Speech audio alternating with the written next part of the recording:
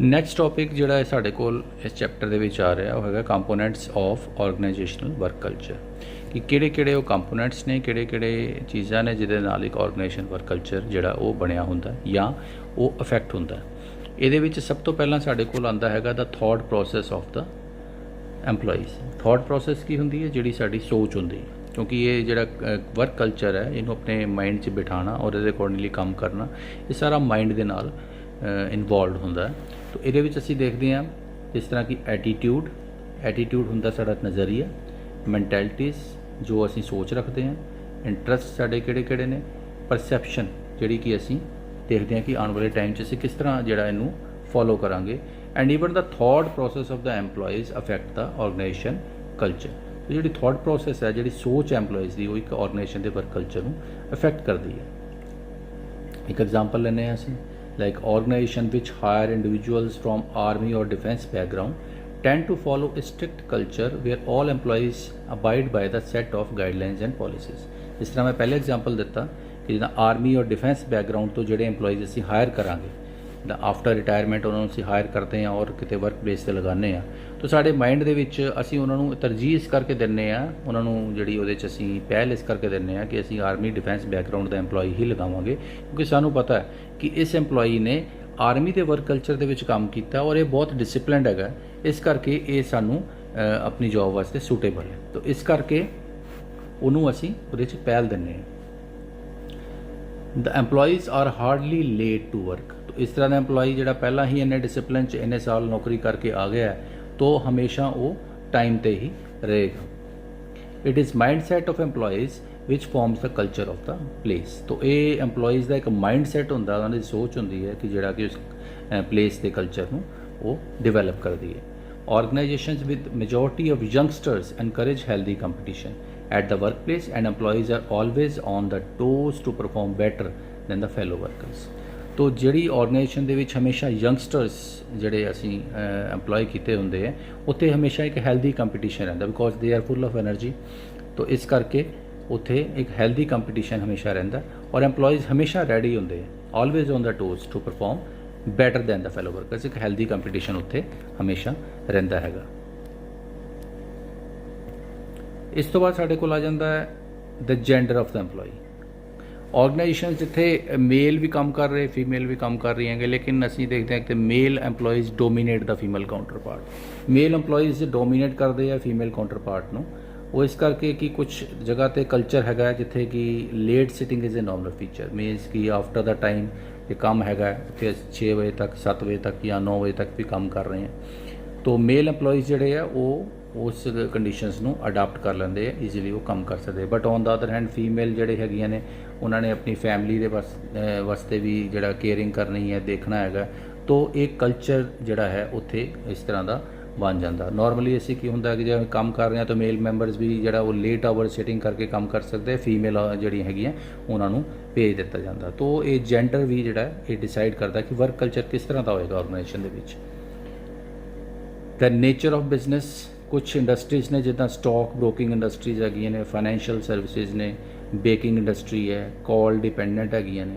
Call dependent हैगियां ने मीनस कि जे इन्हों कॉल आएगी इन्हों का काम चलेगा, क्यों? क्योंकि ये एक्सटर्नल फैक्टर्स से डिमांड और सप्लाई से जड़ियाँ डिपेंड करती हैं। जो डिमांड आ रही है, बेकिंग इंडस्ट्री में डिमांड आ रही है तो वो प्रोड्यूस कर रही है और बेच रही है। स्टॉक ब्रोकिंग इंडस्ट्री के भी फ़ायदा हो रहा है तो ठीक है, असी काम कर रहे हैं। फाइनैंशियल सर्विसेज के भी जो मंदी का दौर नहीं है, ओके। दैन वैन मार्केट क्रैशिज, जो मार्केट क्रैश कर जाती है तो इंडस्ट्रीज़ को कोई ऑप्शन नहीं होंगी कि एम्पलॉयज़ को फिर वो कट दें, क्योंकि उन्होंने सैलरीज जी कितों देंगे, क्योंकि बेनीफिट नहीं हो रहे। तो इस तरह की जी मार्केट फ्लक्चुएशनस ने वो करके अनरैस्ट होंगी है, टेंशन होंगी है और एम्पलॉयज़ सीवियरली डीमोटीवेट होंगे, क्योंकि एम्पलॉयज़ को सिक्योरिटी नहीं होंगी कि कदों सानू जॉब तो कढ़ता जाएगा। तो इस तरह की जी ऑर्गेनाइजेशनस ने उत्थे उस तरह का कल्चर जोड़ा वो डिवेलप हो जाता है। Employees are unsure about the career as well as the growth in such organization. तो वो कल्चर ही उस तरह का डिवेलप हो जाता है। Next is the goal and objectives of the organization. ਹੁਣ ਆਬਜੈਕਟਿਵਸ ਔਰ ਗੋਲਸ ਕਿਸ ਤਰ੍ਹਾਂ ਦੇ ਆਰਗੇਨਾਈਜੇਸ਼ਨ ਦੇ, ਉਹਦੇ ਤੇ ਵੀ ਕਲਚਰ ਡਿਪੈਂਡ ਕਰਦਾ। ਜਿਸ ਤਰ੍ਹਾਂ ਕਿ ਜਿਹੜੀਆਂ ਸਟ੍ਰੈਟਜੀਜ਼ ਨੇ, ਪ੍ਰੋਸੀਜਰਸ ਹੈਗੇ ਨੇ, ਜਿਹੜੇ ਟਾਰਗੇਟਸ ਨੂੰ ਅਚੀਵ ਕਰਨ ਵਾਸਤੇ ਆਰਗੇਨਾਈਜੇਸ਼ਨ ਨੇ ਬਣਾਏ ਨੇ, ਉਹ ਵੀ ਇਹਦੇ 'ਚ ਡਿਸਾਈਡ ਕਰਦੇ ਕਿ ਉਹਦਾ ਵਰਕ ਕਲਚਰ ਕਿਸ ਤਰ੍ਹਾਂ ਹੋਏਗਾ। ਲਿਖਦਾ ਕੁਛ ਇੰਡਸਟਰੀਜ਼ ਹੈਗੀਆਂ ਨੇ ਫਾਸਟ ਪੇਸਡ ਨੇ। ਫਾਸਟ ਪੇਸ ਮੀਨਸ ਬਹੁਤ ਘੱਟ ਟਾਈਮ ਦੇ ਵਿੱਚ ਰਿਜ਼ਲਟਸ ਦੇਣੇ ਪੈਂਦੇ, ਲਾਈਕ ਐਡਵਰਟਾਈਜ਼ਿੰਗ ਹੈ, ਈਵੈਂਟ ਮੈਨੇਜਮੈਂਟ ਹੈ। ਤੋ ਇਹ ਕੰਪਨੀਜ਼ ਜਿਹੜੀਆਂ ਨੇ ਹਮੇਸ਼ਾ ਇਹਨਾਂ ਨੂੰ ਅਟੈਂਟਿਵ ਰਹਿਣਾ ਪੈਂਦਾ, ਉਹਦੇ EMPLOYEES ਨੂੰ ਅਟੈਂਟਿਵ ਰਹਿਣਾ ਪੈਂਦਾ, ਅਗਰੈਸਿਵ ਰਹਿਣਾ ਪੈਂਦਾ। ਜਦੋਂ ਵੀ ਕੋਈ ਆਰਡਰਸ ਆ ਰਹੇ ਨੇ ਉਹਨਾਂ ਨੂੰ ਹਾਈਪਰ ਐਕਟਿਵ ਤਰੀਕੇ ਨਾਲ ਐਕਟ ਕਰਨਾ ਪੈਂਦਾ। ਤੋ ਉਹਦਾ ਕਲਚਰ ਹੀ ਉਸ ਤਰ੍ਹਾਂ ਦਾ ਇੰਡਸਟਰੀ ਦਾ ਬਣ ਜਾਂਦਾ। ਨੈਕਸਟ ਐਗਜ਼ਾਮਪਲ ਹੈਗਾ clients and the external parties. ਕੁਛ ਆਰਗੇਨਾਈਜੇਸ਼ਨਸ ਨੇ ਜਿਹੜੀਆਂ ਕਿ UK ਔਰ USA ਦੇ ਕਲਾਇੰਟਸ ਨੂੰ ਕੇਟਰ ਕਰ ਰਹੀਆਂ ਨੇ, ਕੇਟਰ ਮੀਨਸ ਉਹਨਾਂ ਨੂੰ ਸਰਵਿਸਿਜ਼ ਦੇ ਰਹੀਆਂ ਨੇ। ਬਟ ਕਿਉਂਕਿ ਹੁਣ ਟਾਈਮ ਡਿਫਰੈਂਸ ਹੈ, ਜਦੋਂ ਸਾਡੇ ਇੱਥੇ ਦਿਨ ਹੈ ਉੱਥੇ ਰਾਤ ਹੁੰਦੀ ਹੈ। ਤੋ ਦੈਟ ਮੀਨਸ ਜੇ ਉੱਥੇ ਦਿਨ ਹੋਏਗਾ ਸਾਡੇ ਕੋਲ ਇੱਥੇ ਰਾਤ ਹੋਏਗੀ। ਜੇ ਅਸੀਂ ਉਹਨਾਂ ਨੂੰ ਸਰਵਿਸਿਜ਼ ਦੇਣੀ ਹੈ ਤਾਂ ਸਾਨੂੰ ਰਾਤ ਵੇਲੇ ਹੀ ਸਰਵਿਸਿਜ਼ ਇੱਥੇ ਪ੍ਰੋਵਾਈਡ ਕਰਨੀਆਂ ਪੈਣਗੀਆਂ, ਕਿਉਂਕਿ ਉਸ ਵੇਲੇ ਉੱਥੇ ਦਿਨ ਹੈ ਔਰ ਦਿਨ ਵੇਲੇ ਉੱਥੇ ਸਰਵਿਸਿਜ਼ ਚੱਲ ਰਹੀਆਂ ਨੇ। ਤਾਂ ਉੱਥੇ ਜਿਹੜਾ ਲੇਟ ਸ਼ਿਫਟ ਦੇ ਵਿੱਚ ਕੰਮ ਕਰਨ ਦਾ ਕਲਚਰ ਜਿਹੜਾ ਉਹ ਡਿਵੈਲਪ ਹੋ ਜਾਏਗਾ। Next comes the values. ਕਿ ਵੈਲਿਊਜ਼ ਕੀ ਹੁੰਦੀਆਂ ਨੇ? Values are the principles, standards and quality you consider worthwhile and desirable within. ਤੋ ਇਹ ਉਹ ਪ੍ਰਿੰਸੀਪਲਸ ਨੇ, ਉਹ ਸਟੈਂਡਰਡਸ ਹੈਗੇ ਨੇ ਜਾਂ ਉਹ ਕੁਆਲਿਟੀਜ਼ ਨੇ ਜਿਹੜੇ ਕਿ ਤੁਸੀਂ ਸੋਚਦੇ ਹੋ ਕਿ ਤੁਹਾਡੇ ਵਿੱਚ ਹੋਣੀਆਂ ਚਾਹੀਦੀਆਂ, ਇਹ ਵਧੀਆ ਹੋਣੀ ਚਾਹੀਦੀਆਂ। ਮੈਂ ਇਮਾਨਦਾਰ ਹੋਵਾਂ, ਇਹ ਵੀ ਮੇਰੀ ਇੱਕ ਵੈਲਿਊ ਹੋਣੀ ਚਾਹੀਦੀ ਹੈ। ਮੈਂ ਇਮਾਨਦਾਰ ਹੋਵਾਂ, ਮੈਂ ਦੂਸਰੇ ਵੱਲ ਕਾਈਂਡ ਹਾਰਟਡ ਹੋਵਾਂ। ਤੋ ਇਸ ਤਰ੍ਹਾਂ ਦੀ ਕੁਝ ਵੈਲਿਊਜ਼ ਨੇ ਜਿਹੜੇ ਕਿ ਅਸੀਂ ਸੋਚਦੇ ਕਿ ਸਾਡੇ 'ਚ ਹੋਣੀਆਂ ਚਾਹੀਦੀਆਂ ਨੇ। Values will greatly vary from person to person. ਹਰ ਇੱਕ ਪਰਸਨ ਦੀ ਅਲੱਗ-ਅਲੱਗ ਵੈਲਿਊਜ਼ ਹੋਣਗੀਆਂ। ਕੁਝ ਜ਼ਿਆਦਾ ਇਮਾਨਦਾਰ ਨੇ, ਕੁਝ ਮੀਡੀਅਮ ਇਮਾਨਦਾਰ ਨੇ, ਕੁਝ ਘੱਟ ਇਮਾਨਦਾਰ ਨੇ, ਕੁਝ ਆਪਣੀ ਡਿਊਟੀ ਨੂੰ ਟਾਈਮ 'ਤੇ ਨਿਭਾਉਂਦੇ ਨੇ, ਕੁਝ ਆਪਣੀ ਡਿਊਟੀ ਨੂੰ ਟਾਈਮ 'ਤੇ ਨਹੀਂ ਨਿਭਾਉਂਦੇ ਨੇ। ਤੋ ਸਾਰਿਆਂ ਦੀ ਵੈਲਿਊਜ਼ ਅਲੱਗ-ਅਲੱਗ ਹੋ ਗਈਆਂ, because they depend on your personal judgement. ਸਾਡੀ ਪਰਸਨਲ ਜਜਮੈਂਟ ਹੈ ਕਿ ਅਸੀਂ ਆਪੇ ਸੋਚਦੇ ਹਾਂ, ਸਾਡੇ ਕੋਲ ਮਾਈਂਡ ਹੈ, ਅਸੀਂ ਆਪੇ ਸੋਚਣਾ ਕਿ ਮੈਂ ਡਿਊਟੀ ਟਾਈਮ 'ਤੇ ਜਾਣਾ, ਆਪਣਾ ਪੂਰਾ ਟਾਈਮ ਉੱਥੇ ਆਫਿਸ 'ਚ ਲਗਾ ਕੇ ਔਰ ਫਿਰ ਮੈਂ ਕੰਮ ਖਤਮ ਕਰਕੇ ਫਿਰ ਮੈਂ ਆਉਣਾ। ਤੋ ਇਹ ਮੇਰੀ ਪਰਸਨਲ ਜਜਮੈਂਟ ਹੈ। ਤੋ ਜਿਹੜਾ ਜਜਮੈਂਟ ਆਪਣਾ ਪੋਜ਼ਿਟਿਵ ਤਰੀਕੇ ਨਾਲ ਲੈਂਦਾ ਉਹ ਆਪਣੀ ਡਿਊਟੀ ਨੂੰ ਸਹੀ ਤਰੀਕੇ ਨਾਲ ਕਰਦਾ। ਜਿਹੜਾ ਆਪਣੀ ਪਰਸਨਲ ਜਜਮੈਂਟ ਸਹੀ ਤਰੀਕੇ ਨਾਲ ਉਹਨੂੰ ਨਹੀਂ ਨਿਭਾਉਂਦਾ, ਉਹਦੀ ਵੈਲਿਊ ਉਸ ਤਰੀਕੇ ਦੀ ਡਿਵੈਲਪ ਹੋ ਜਾਂਦੀ ਹੈ। Knowing your personal values is extremely important because those value shape everything. ਤੋ ਆਪਣੀ ਆਪਣੀ ਵੈਲਿਊਜ਼ ਨੂੰ ਤੁਹਾਨੂੰ ਪਤਾ ਹੋਣਾ ਚਾਹੀਦਾ ਕਿ ਮੇਰੀ ਵੈਲਿਊਜ਼ ਮੇਰੀਆਂ ਕਿਹੜੀਆਂ ਨੇ। ਔਰ ਫਿਰ ਇਹ ਵੈਲਿਊਜ਼ ਦਾ ਐਕਸਟੈਂਟ ਵੀ ਹੁੰਦਾ। ਐਕਸਟੈਂਟ ਮੀਨਸ ਦਾ ਮੈਗਨੀਟਿਊਡ ਕਿੰਨਾ। ਮੈਂ ਆਪਣੀ ਡਿਊਟੀ ਦੇ ਪ੍ਰਤੀ ਵਫਾਦਾਰ ਹਾਂ, ਕਿੰਨਾ ਵਫਾਦਾਰ, 50%, 60%, 70%। ਤੋ ਇਹ ਵੈਲਿਊਜ਼ ਦਾ ਮੈਨੂੰ ਮੈਗਨੀਟਿਊਡ ਪਤਾ ਹੋਣਾ ਚਾਹੀਦਾ। Your relationships, behaviour and choices and personal identity are all affected your values. ਜੇ ਤੁਸੀਂ ਵਧੀਆ ਤਰੀਕੇ ਆਪਣੀ ਡਿਊਟੀ ਕਰ ਰਹੇ ਹੋ, ਤੁਹਾਡੀ ਆਇਡੈਂਟੀਟੀ ਉਸ ਤਰੀਕੇ ਦੀ ਬਣ ਜਾਏਗੀ। ਦੂਸਰੇ ਲੋਕ ਤੁਹਾਨੂੰ ਉਸ ਤਰੀਕੇ ਨਾਲ ਜਾਣਨਗੇ ਕਿ ਇਹ ਬੰਦਾ, ਇਹਦੀ ਵੈਲਿਊ ਜਿਹੜੀ ਹੈ ਇਹ ਇੰਨੀ ਵੈਲਿਊ, ਇਹ ਇਮਾਨਦਾਰੀ ਨਾਲ ਕੰਮ ਕਰਦਾ ਔਰ ਆਪਣੀ ਡਿਊਟੀ ਨੂੰ ਸਹੀ ਤਰੀਕੇ ਨਾਲ ਨਿਭਾਉਂਦਾ। ਤੋ ਇਹ ਵੈਲਿਊਜ਼ ਨੇ ਜਿਹੜਾ ਤੁਹਾਡਾ ਇੱਕ ਇਮੇਜ ਬਾਰ ਸੋਸਾਇਟੀ ਦੇ ਵਿੱਚ ਕ੍ਰੀਏਟ ਕਰਦੀਆਂ। Those values are your compass for the day to day decisions you must continually make and they help draw the map of your entire life. ਤੋ ਤੁਹਾਡੇ ਲਈ ਕੰਪਾਸ ਦਾ ਕੰਮ ਕਰਦੇ ਆ। ਜਿੱਦਾਂ ਇੱਕ ਕੰਪਾਸ ਹੁੰਦੀ ਹੈ, ਮੈਗਨੈਟਿਕ ਕੰਪਾਸ ਦੇ ਨਾਲ ਅਸੀਂ ਦੇਖ ਲੈਂਦੇ ਹਾਂ ਨਾਰਥ ਕਿਸ ਡਾਇਰੈਕਸ਼ਨ 'ਚ ਹੈ, ਈਸਟ ਕਿਸ ਡਾਇਰੈਕਸ਼ਨ 'ਚ ਹੈ, ਸਾਊਥ ਕਿਸ ਡਾਇਰੈਕਸ਼ਨ 'ਚ ਹੈ। ਤੋ ਉਹੀ ਉਸੇ ਤਰ੍ਹਾਂ ਹੀ ਕੰਪਾਸ ਜਿਸ ਤਰ੍ਹਾਂ ਸਾਨੂੰ ਦਿਸ਼ਾ ਦਿਖਾਉਂਦੀ ਹੈ, ਵੈਲਿਊਜ਼ ਵੀ ਸਾਨੂੰ ਦਿਸ਼ਾ ਦਿਖਾਉਂਦੀਆਂ। ਤੋ ਸਾਨੂੰ ਪਤਾ ਹੋਣਾ ਚਾਹੀਦਾ ਕਿ ਸਾਡੀ ਵੈਲਿਊਜ਼ ਕਿਹੜੀਆਂ ਨੇ ਔਰ ਕਿੰਨੇ ਮੈਗਨੀਟਿਊਡ 'ਤੇ ਨੇ, ਸਾਨੂੰ ਪਤਾ ਹੋਣਾ ਚਾਹੀਦਾ। ਇੱਥੇ ਕੁਝ ਲਿਸਟ ਹੈ, ਦੇਰ R 20 values that can be listed. ਇਹਨਾਂ ਨੂੰ ਅਸੀਂ ਆਇਡੈਂਟੀਫਾਈ ਕਰਕੇ ਇੱਕ ਲਿਸਟ ਬਣੀ ਹੈ ਔਰ ਇਹ ਸਾਨੂੰ ਪਤਾ ਹੋਣਾ ਚਾਹੀਦਾ। ਅਸੀਂ ਆਪਣੇ ਆਪ ਨੂੰ ਪੁੱਛੀਏ ਕਿ ਇਹ ਵੈਲਿਊ ਹੈ, ਇਹ ਮੇਰੇ 'ਚ ਕਿੰਨੀ ਹੈ। Like faith and relationship with the god, devotion to the family, compassion and love, giving, integrity, contentment and simplicity, fun and youthfulness, prudence and wisdom, balance, cooperation, compassion,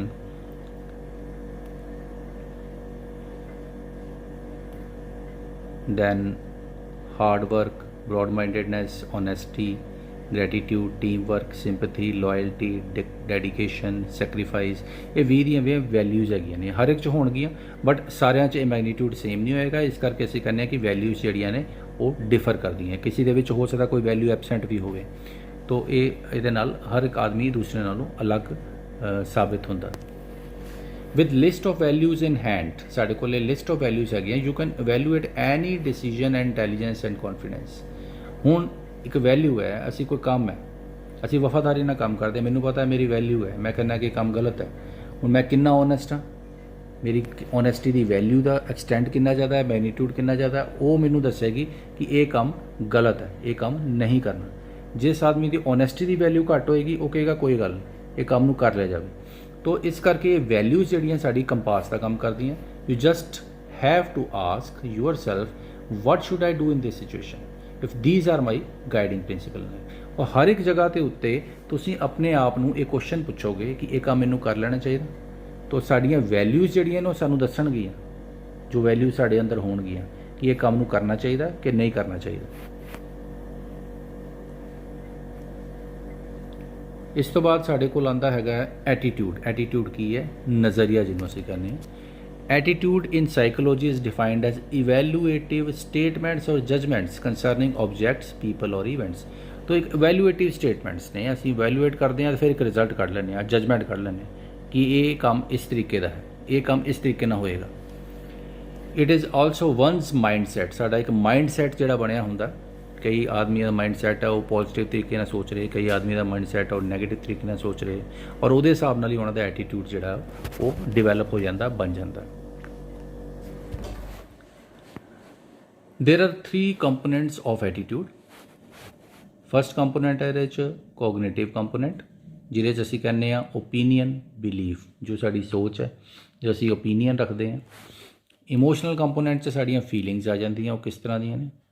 behavioural component च साडा intention to behave आ जाता कि असीं behave किस तरह करते। ये सारे एक दूसरे नाल इंटरकनैक्टड होंदे हैं। पहला तो साडा ओपीनियन बिलीफ आ जाता। ओपीनियन बिलीफ होने तो बाद साड़ियाँ फीलिंग्स जनरेट होंदियां। जो साड़ियाँ फीलिंग्स जनरेट होंदियां, फीलिंग जनरेट होने तो बाद फिर साढ़े एक्शनस आ जाते हैं। बिहेवियरल कंपोनेंट से साढ़े एक्शन आते, बिहेव करना शुरू कर देंगे, वो फिर फिजिकली सानू नज़र आना शुरू हो जाता। ओपीनियन साढ़े बाहर कोई पढ़ नहीं सकता, फीलिंग साड़ियाँ बाहर कोई पढ़ नहीं सकता।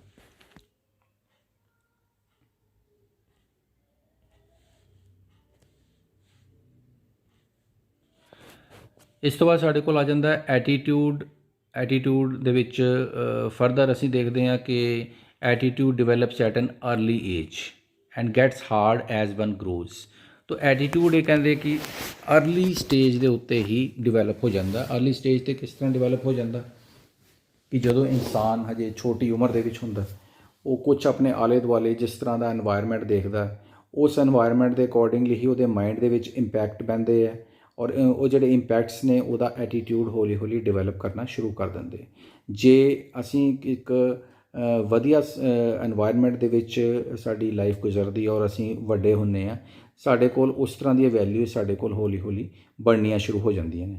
जेकर असी माड़े एनवायरनमेंट दे विच डिवेलप हुंदा, कोई छोटा बच्चा माड़े एनवायरनमेंट दे विच डिवेलप हो रहा, उस तरह दी वैल्यूज गैदर कर लेगा, ਉਹਦਾ एटीट्यूड उस तरीके का हो जाएगा। ओके, ਉਹਦੇ माइंड 'ਚ इस तरह तरीके की चीज़ बैठ जाएगी कि गलत काम है तो ਉਹਨੂੰ भी वो सही समझेगा। तो ये एटीट्यूड ਜਿਹੜਾ एक अर्ली एज के उत्ते ही गैदर हो जाता है, तो वो हौली हौली हार्ड होंदा जाता है एज वन ग्रोज। लेकिन एक रिसर्च के विच ये भी पाया गया कि ये जड़ा जे असी सिंसीयर एफर्ट करिए, प्रॉपर एफर्ट्स करिए, तो एटीट्यूड में असी चेंज भी कर सकते हैं।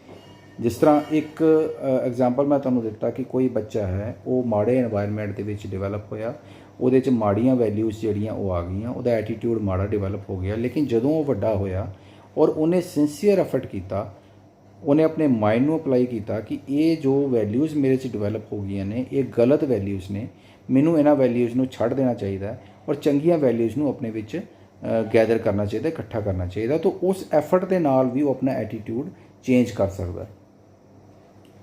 तो ਜਿਹੜੀਆਂ टाइप्स ऑफ वैल्यूज़ ने वो पूरियां साडी लाइफ ਦੇ ਵਿੱਚ ਉਹ ਸਾਡੇ एटीट्यूड ਨੂੰ शेप करदियां। ਜਿਹੜੀਆਂ वैल्यूज़ ਅਸੀਂ ਪਿੱਛੇ ਦੇਖੀਆਂ ਸਾਡੇ एटीट्यूड ਨੂੰ शेप करदियां ਨੇ। जिस तरह ऑनेस्टी की वैल्यू ਤੁਹਾਨੂੰ मैं दसी, ਹੁਣ ऑनेस्टी किन्नी है, तो ऑनेस्टी ही ਜਿਹੜੀ एक वैल्यू सानू दस रही कि सानू कितना ईमानदार होना चाहिए। तो जे ईमानदारी नाल ਅਸੀਂ काम कर रहे हैं तो साडा एटीट्यूड उस तरीके नाल डिवेलप हो जाएगा कि हाँ ये काम ਜਿਹੜਾ ये इस तरीके नाल सही तरीके नाल ਅਸੀਂ करना। And there are 3 important factors that contribute towards shaping of one's attitude. किहड़े ने? हैरीडिटी। हैरीडिटी वो हुंदा जिहड़ा सानू पिछों मिलता है, अपने पेरेंट्स तो मिलता है, अपने रिलेटिव्स तो मिलता है, अपने स्कूल दी एजुकेशन तो मिलता है, स्कूल टीचर्स तो मिलता है। Then upbringing. अपब्रिंगिंग हुंदी है environment in which the person has been brought up. किहड़े एनवायरनमेंट दे विच वो परसन जिहड़ा वो वड्डा होया, वो एनवायरनमेंट किस तरह का सीगा, ਉਹਦੇ ਹਿਸਾਬ ਨਾਲ ਉਹਦਾ ਐਟੀਟਿਊਡ ਡਿਵੈਲਪ ਹੁੰਦਾ। ਐਂਡ ਦਾ ਵੈਲਿਊਜ਼, तो ਵੈਲਿਊਜ਼ ਜਿਹੜੀਆਂ ਨੇ ਉਹ ਵੈਲਿਊਜ਼ ਕਿਸ ਤਰ੍ਹਾਂ ਦੀਆਂ ਉਹਦੇ 'ਚ ਡਿਵੈਲਪ ਹੋ ਰਹੀਆਂ ਨੇ, ਪੋਜ਼ਿਟਿਵ ਨੇ ਤਾਂ ਪੋਜ਼ਿਟਿਵ ਬਣ ਰਿਹਾ, ਨੈਗੇਟਿਵ ਨੇ ਤਾਂ ਨੈਗੇਟਿਵ ਬਣ ਰਿਹਾ।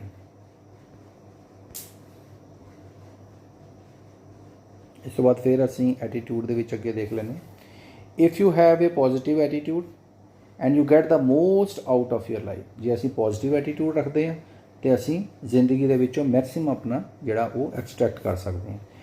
And if you have negative attitude then your life is a miserable. ਜੇ ਨੈਗੇਟਿਵ ਐਟੀਟਿਊਡ ਆ, ਅਸੀਂ ਹਰ ਇੱਕ ਐਸਪੈਕਟ ਨੂੰ ਨੈਗੇਟਿਵ ਤਰੀਕੇ ਨਾਲ ਦੇਖਦੇ ਹਾਂ ਕਿ ਇਹ ਕੰਮ ਤੇ ਹੋ ਹੀ ਨਹੀਂ ਸਕਦਾ, ਇਹ ਕੰਮ ਤੇ ਅਸੀਂ ਕਰ ਹੀ ਨਹੀਂ ਸਕਦੇ। ਤੋ ਨੈਗੇਟਿਵ ਐਟੀਟਿਊਡ ਜਿਹੜਾ ਹੈ ਉਹ ਸਾਡੀ ਲਾਈਫ ਨੂੰ ਮਿਜ਼ਰੇਬਲ ਬਣਾ ਦਿੰਦਾ। ਸਾਡੇ ਥੋਟਸ, ਫੀਲਿੰਗਸ, ਐਕਸ਼ਨਸ ਜਿਹੜੇ ਨੇ ਉਹ ਅਸੀਂ ਉਹਨੂੰ ਐਟੀਟਿਊਡ ਕਹਿ ਦਿੰਦੇ ਹਾਂ ਕਿ ਸਾਡਾ ਐਟੀਟਿਊਡ ਕਿਸ ਤਰ੍ਹਾਂ ਦਾ। Great attitude will lead to great results. ਜੇ ਸਾਡਾ ਐਟੀਟਿਊਡ ਗ੍ਰੇਟ ਹੈ ਤਾਂ ਸਾਨੂੰ ਰਿਜ਼ਲਟਸ ਵੀ ਗ੍ਰੇਟ ਮਿਲਣਗੇ। And we do get what we expect, ਤਾਂ ਸਾਨੂੰ ਉਹੀ ਮਿਲੇਗਾ ਜੋ ਅਸੀਂ ਸੋਚ ਰੱਖਦੇ ਹਾਂ ਕਿ ਸਾਨੂੰ ਇਹ ਚੀਜ਼ ਮਿਲਣੀ ਚਾਹੀਦੀ ਹੈ। ਉਹ ਅਸੀਂ ਐਕਸਪੈਕਟ ਕੀ ਕਰਦੇ ਹਾਂ ਉਹ ਫਿਰ ਸਾਡਾ ਐਟੀਟਿਊਡ ਹੀ ਡਿਸਾਈਡ ਕਰਦਾ। ਐਕਸਪੈਕਟ ਪੂਅਰ ਰਿਜ਼ਲਟਸ, ਜੇ ਅਸੀਂ ਪਹਿਲਾਂ ਹੀ ਸੋਚ ਕੇ ਚੱਲਦੇ ਹਾਂ ਕਿ ਅਸੀਂ ਰਿਜ਼ਲਟਸ ਜਿਹੜੇ ਆ ਬਹੁਤ ਜ਼ਿਆਦਾ ਵਧੀਆ ਨਹੀਂ ਆਉਣਗੇ ਕਿਉਂਕਿ ਉਹ ਸਾਡਾ ਐਟੀਟਿਊਡ ਹੀ ਸਾਨੂੰ ਦੱਸ ਰਿਹਾ, and you will receive it. ਤਾਂ ਜਿਹੜਾ ਐਟੀਟਿਊਡ ਹੈ, ਜੇ ਸਾਡਾ ਐਟੀਟਿਊਡ ਹੀ ਨੈਗੇਟਿਵ ਹੈ, ਸਾਡੇ ਐਕਸ਼ਨਸ ਵੀ ਉਸ ਤਰੀਕੇ ਦਾ ਹੋਣਗੇ ਔਰ ਸਾਡੇ ਰਿਜ਼ਲਟਸ ਵੀ ਉਸ ਤਰੀਕੇ ਨਾਲ ਹੀ ਸਾਨੂੰ ਮਿਲਣਗੇ। ਜੇ ਅਸੀਂ ਪੋਜ਼ਿਟਿਵ ਐਟੀਟਿਊਡ ਰੱਖਦੇ ਹਾਂ ਉਹਦੇ ਵਾਸਤੇ ਅਸੀਂ ਮਿਹਨਤ ਕਰਦੇ ਹਾਂ ਔਰ ਸਾਨੂੰ ਰਿਜ਼ਲਟਸ ਵੀ ਜਿਹੜੇ ਆ ਪੋਜ਼ਿਟਿਵ ਮਿਲਦੇ ਨੇ। And if you expect good results then there are chances that most likely you will get them. तो ਅਸੀਂ ਜੇ ਗੁੱਡ ਰਿਜ਼ਲਟਸ ਐਕਸਪੈਕਟ ਕਰ ਰਹੇ ਹਾਂ ਤਾਂ ਦੇਅਰ ਆਰ ਚਾਂਸਿਸ ਕਿ ਸਾਨੂੰ ਰਿਜ਼ਲਟਸ ਵੀ ਉਹ ਵਧੀਆ ਮਿਲਣਗੇ। It is all in the attitude. Having A grade attitude will place you on the top. ਸਭ ਕੁਝ ਜਿਹੜਾ ਉਹ ਤੁਹਾਡੇ ਐਟੀਟਿਊਡ 'ਤੇ ਹੈਗਾ ਅਤੇ ਇੱਕ ਗ੍ਰੇਟ ਐਟੀਟਿਊਡ ਜੇ ਅਸੀਂ ਰੱਖਦੇ ਹਾਂ ਤਾਂ ਸਾਨੂੰ ਹਮੇਸ਼ਾ ਟੌਪ 'ਤੇ ਲੈ ਕੇ ਜਾਂਦਾ। Success will never B won without having A grade attitude. ਜਦੋਂ ਤੱਕ ਸਾਡੇ ਕੋਲ ਗ੍ਰੇਟ ਐਟੀਟਿਊਡ ਨਹੀਂ ਹੈਗਾ ਅਸੀਂ ਕਦੀ ਵੀ ਸਕਸੈਸਫੁਲ ਨਹੀਂ ਹੋ ਸਕਦੇ। ਇਸ ਤੋਂ ਬਾਅਦ ਸਾਡੇ ਕੋਲ ਆ ਜਾਂਦਾ ਕੰਪੋਨੈਂਟ ਬਿਹੇਵੀਅਰ ਦਾ। ਬਿਹੇਵੀਅਰ ਕੀ ਚੀਜ਼ ਹੈ? ਬਿਹੇਵੀਅਰ ਦੇ ਵਿੱਚ ਸਾਡੇ ਹੁਣ ਸਭ ਤੋਂ ਪਹਿਲਾਂ ਅਸੀਂ ਵੈਲਿਊਜ਼ ਦੇਖੀਆਂ। ਵੈਲਿਊਜ਼ ਸਾਡੇ ਅੰਦਰ ਹੁੰਦੀਆਂ ਨੇ, ਅਸੀਂ ਕਿਸੇ ਨੂੰ ਵੈਲਿਊ ਨੂੰ ਫਿਜ਼ੀਕਲੀ ਤੌਰ 'ਤੇ ਨਹੀਂ ਦਿਖਾ ਸਕਦੇ। ਵੈਲਿਊ ਸਾਡੇ ਅੰਦਰ ਹੁੰਦੀਆਂ ਨੇ, ਵੈਲਿਊਜ਼ ਤੋਂ ਸਾਡੀਆਂ ਫੀਲਿੰਗਸ ਜਨਰੇਟ ਹੁੰਦੀਆਂ, ਸਾਡੀ ਸੋਚ ਬਣਦੀ ਹੈ, ਉਹਦੇ ਹਿਸਾਬ ਨਾਲ ਸਾਡਾ ਐਟੀਟਿਊਡ ਬਣਦਾ।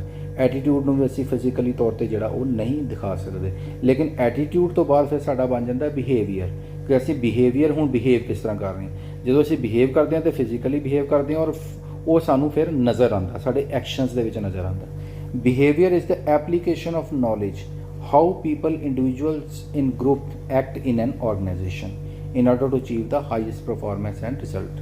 ਤਾਂ ਇਹ ਉਹ ਐਪਲੀਕੇਸ਼ਨ ਆਫ ਨੌਲੇਜ ਹੈ ਜੋ ਸਾਡੀ ਸੋਚ ਹੈ, ਜਿਹੜਾ ਕਿ ਅਸੀਂ ਇੱਕ ਗਰੁੱਪ ਦੇ ਵਿੱਚ ਰਹਿੰਦਿਆਂ ਹੋਇਆਂ ਆਰਗੇਨਾਈਜੇਸ਼ਨ ਦੇ ਵਿੱਚ ਹਾਈਐਸਟ ਪਰਫਾਰਮੈਂਸ ਨੂੰ, ਰਿਜ਼ਲਟਸ ਨੂੰ ਅਚੀਵ ਕਰਨ ਵਾਸਤੇ ਕਰਦੇ ਹਾਂ। Goal of every organization is to motivate the employees towards a unified vision. तो ਜਿਹੜੀ ਆਰਗੇਨਾਈਜੇਸ਼ਨਸ ਨੇ ਆਪਣੇ ਐਮਪਲੋਈਜ਼ ਨੂੰ ਹਮੇਸ਼ਾ ਮੋਟੀਵੇਟ ਕਰਦੀਆਂ ਨੇ ਤਾਂ ਕਿ ਇਹਨਾਂ ਦਾ ਐਟੀਟਿਊਡ ਹਮੇਸ਼ਾ ਪੋਜ਼ਿਟਿਵ ਬਣਿਆ ਰਹੇ। By identifying the major individual variables that influence behavior, an organization can offer atmosphere that provides mandatory components for success। तो जे एक ऑर्गेनाइजेशन ਜਿਹੜੇ ਹਰ ਇੱਕ ਇੰਡੀਵਿਜੂਅਲ ਦੇ ਜਿਹੜੇ ਵੇਰੀਏਬਲਸ ਨੇ ਉਹਨੂੰ ਆਇਡੈਂਟੀਫਾਈ ਕਰਦੀ ਹੈ ਔਰ ਉਹਨਾਂ ਵੇਰੀਏਬਲਸ ਨੂੰ ਹੁਣ ਆਰਗੇਨਾਈਜੇਸ਼ਨ ਦੀ ਸਕਸੈਸ ਵਾਸਤੇ ਕਿਸ ਤਰ੍ਹਾਂ ਯੂਟਿਲਾਈਜ਼ ਕਰਨਾ ਹੈ ਉਹਨੂੰ ਜੇ ਉਹ ਫਾਈਂਡ ਆਊਟ ਕਰਦੀ ਹੈ ਤੇ ਫਿਰ ਹਮੇਸ਼ਾ ਉਹ EMPLOYEES ਆਰਗੇਨਾਈਜੇਸ਼ਨ ਵਾਸਤੇ ਹੀ ਕੰਮ ਕਰਨਗੇ। There is a direct relationship between job satisfaction and performance. Therefore, in order to achieve performance, it is essential to provide a conducive and peaceful environment in an organization. तो job satisfaction ਜਿਹੜੀ ਹੈ ਉਹ ਬਹੁਤ ਜ਼ਰੂਰੀ ਹੈ किसी employee ਦੀ performance ਨੂੰ extract ਕਰਨ ਵਾਸਤੇ। तो ਇਹ ਬਹੁਤ ਜ਼ਰੂਰੀ ਹੋ ਜਾਂਦਾ ਕਿ ਅਸੀਂ ਜਿਹੜਾ ਆਪਣਾ এনवायरमेंट ਹੈਗਾ ਉਹ এনवायरमेंट ਵੀ ਜਿਹੜਾ ਉਸ ਤਰੀਕੇ ਦਾ ਹੀ ਪੀਸਫੁਲ এনवायरमेंट ਇੱਕ ਆਰਗੇਨਾਈਜੇਸ਼ਨ ਦੇ ਵਿੱਚ ਬਣਾ ਕੇ ਚੱਲੀਏ ਤਾਂ ਕਿ EMPLOYEES ਜਿਹੜੇ ਨੇ ਉਹਨਾਂ ਨੂੰ ਵਧੀਆ ਵਰਕਿੰਗ ਕੰਡੀਸ਼ਨਸ ਮਿਲਣ ਔਰ ਉਹ ਹਮੇਸ਼ਾ ਮੋਟੀਵੇਟਡ ਰਹਿਣ ਔਰ ਉਹਨਾਂ ਦਾ ਬਿਹੇਵੀਅਰ ਜਿਹੜਾ ਉਹ ਹਮੇਸ਼ਾ ਪੋਜ਼ਿਟਿਵ ਡਾਇਰੈਕਸ਼ਨ ਵੱਲ ਰਵੇ।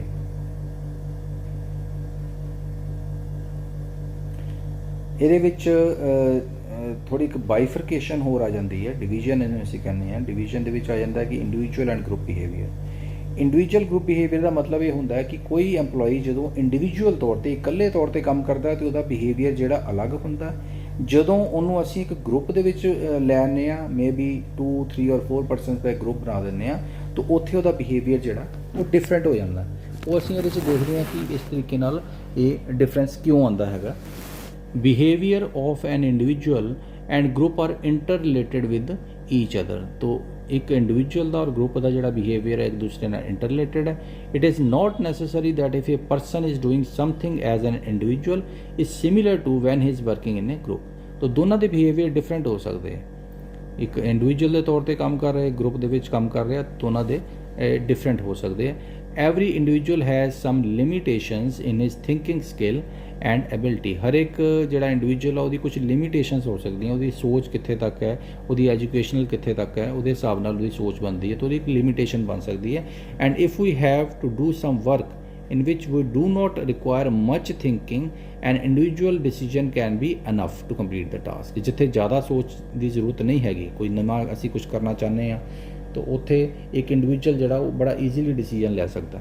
But if we have to fulfil some task which requires brainstorming ਹੁੰਦਾ ਕਿ ਅਸੀਂ ਬਾਰ-ਬਾਰ ਦਿਮਾਗ ਅਪਲਾਈ ਕਰਨਾ ਹੈ, ਨਵੇਂ ਆਈਡੀਆਜ਼ ਜਿਹੜੇ ਜਨਰੇਟ ਕਰਨੇ ਹੈਗੇ ਆ, ਤਾਂ ਉੱਥੇ ਇੱਕ ਇੰਡੀਵਿਜੂਅਲ ਜਿਹੜਾ ਉਹ ਹੈਲਪਲੈਸ ਹੋ ਸਕਦਾ। And where one's decision can affect the whole organization. ਤੋਂ ਇੱਕ ਇਕੱਲੇ ਆਦਮੀ ਦਾ ਡਿਸੀਜਨ ਜਿਹੜਾ ਸਾਰੀ ਆਰਗੇਨਾਈਜੇਸ਼ਨ ਨੂੰ ਅਫੈਕਟ ਕਰ ਸਕਦਾ। ਉੱਥੇ ਸਾਨੂੰ ਜ਼ਰੂਰਤ ਪੈਂਦੀ ਹੈ ਗਰੁੱਪਸ ਦੀ।